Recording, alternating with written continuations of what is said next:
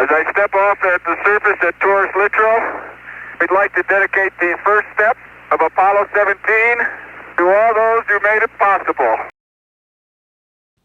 Just about anyone with even a small degree of familiarity with NASA or the U.S. space program will be able to recognize this man.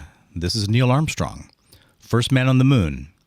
Walked on the moon for about 2 hours. Was one of the very, very finest test pilots the U.S. has ever seen. Was probably the calmest and most deliberate man who ever lived. Far fewer people would immediately recognize this man. This is Gene Cernan, commander of Apollo 17. He and his partner, Harrison Schmitt, walked and drove on the moon for more than 22 hours. They collected almost 250 pounds of lunar material. I think there's no question that he's the undisputed king of lunar surface hot rodders. On December 14th, 1972, after being at Taurus Littrow for almost 3 days, the ascent module of Apollo 17, Challenger, lifted off from the moon. 99, proceeded, 3, 2, 1, ignition. Right away, Houston. Vector good. Ag thought. This is a MAR 16mm film data acquisition camera. A camera exactly like this was mounted above the left window, right in front of where Gene Cernan was standing.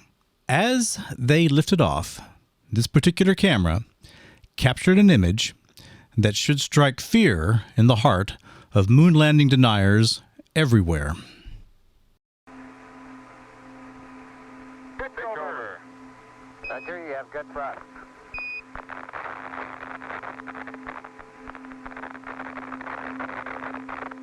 Okay, 30 seconds. 308 your number. Take coming through 1,500 feet, and H-dot looks good. Do you see it?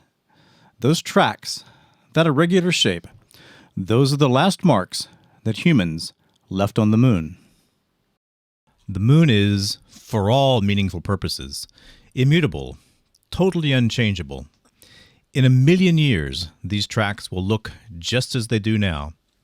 Buzz Aldrin, when he stepped onto the moon, right after Neil Armstrong, said, "Beautiful, beautiful, magnificent desolation." In the time reckoning of the moon, 37 years doesn't even count as a rounding error.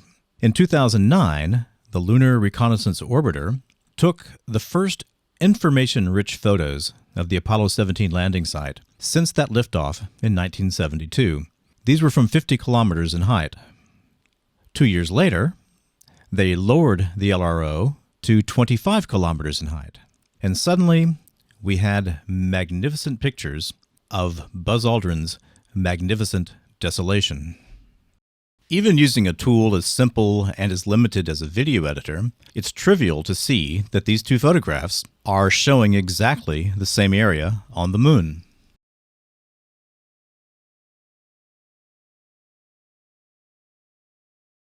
In the background is a greatly sped up version of a real-time video I did some 8-10 years ago using Photoshop and capturing what I was doing on the screen. All I'm doing is aligning these two photos.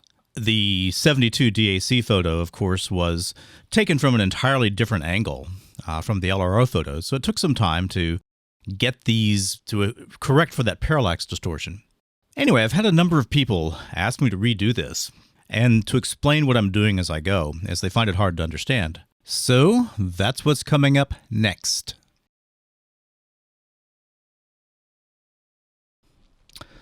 This part of the video is not scripted, so if I stumble or have to go back, please forgive me.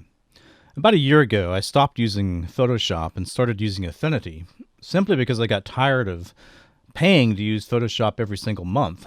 Affinity is about 90% as good as Photoshop for most things, and the few things that it doesn't do as well aren't a particular problem for me.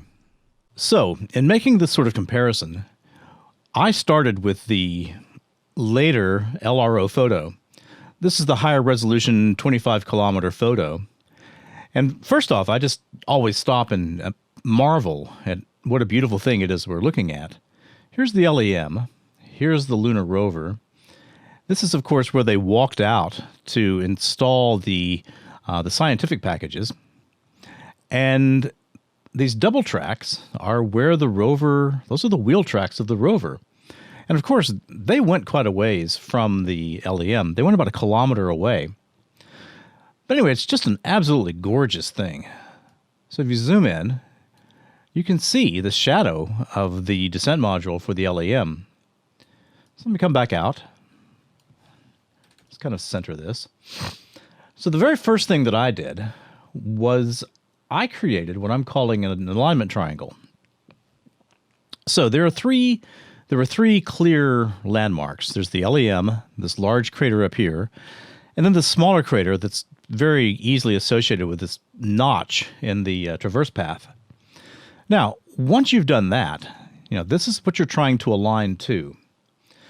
So then I brought, let me turn this on.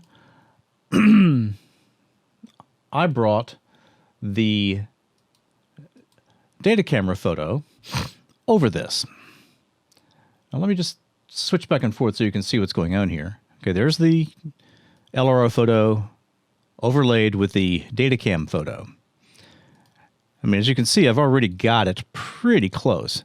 If I zoom out here, you will see that I had to go in and make some small perspective changes. Perspective, squeezing it down, simply trying to make these line up as carefully as possible. The way I did that was by making the same reference triangle on the DAC photo. It just takes a few minutes to do this. Let me make this a little clearer. Let me make this a little less opaque, or a little more opaque. Anyway, there is if we zoom back in, this is the DAC photo. And as you can see, of course, it's from an entirely different angle, and it's not as good a camera. This was one frame of a 16-millimeter film. It's been sitting in a vault since 1972. But if we turn on the underlying group again, and then switch back and forth, it's very, very easy to see that we've lined up these two photos. Now, I found it useful to build what I was calling a reference shape, which is just simply highlighting this traverse area, just because it's so very clear. I mean, you can even see what they did. They walked this way initially. They went around this crater, almost as if they were sightseeing. Everything fades into just footsteps stepping on top of footsteps over here, where the Allsep is. But then they came back this way. It's a very human thing to do. I walked on this side of the crater, and I'm going to come back on this side of the crater. They drove as close as they could to the LEM, and they found a place to park it when it was time to leave. It's very easy to see that you can create that same exact shape on the DAC photo. And so when you zoom out, you can see very quickly that you are indeed aligned and that these are indeed the same photos. So if someone is going to deny that Apollo 17 happened, or any of the Apollo missions, they're going to have to answer some questions. Where does this photo come from? This was 1972. It was basically impossible to create something like this there was no CGI. There were no computers capable of doing this. If you're going to create, a hand-painted version of this, you're keeping multiple artists busy for years. And it was available 2 days once they got back. And it perfectly correlates with all photos down the line. Now, I also created what I call these crater overlays. And so this is not really a traverse path. This is more the LEM path, or the lunar rover path. But craters, multiple craters. And if we turn this off, everything perfectly aligns. Now, I doubt if anybody watching this is somebody who's saying, these landings never happened. Because they did. And mostly I will hang around rational people. The moon landing deniers are some of the most repugnant people I've ever run into. I don't really care about them. They've chosen to negate the power of their minds, which is their choice. That's fine. But I don't like the idea that they are corrupting young, intelligent minds, minds that are really capable of understanding the wonder of what happened here. So, this is my most recent nerd pursuit. It really is pretty nerdy, but I enjoy seeing this incredible correlation.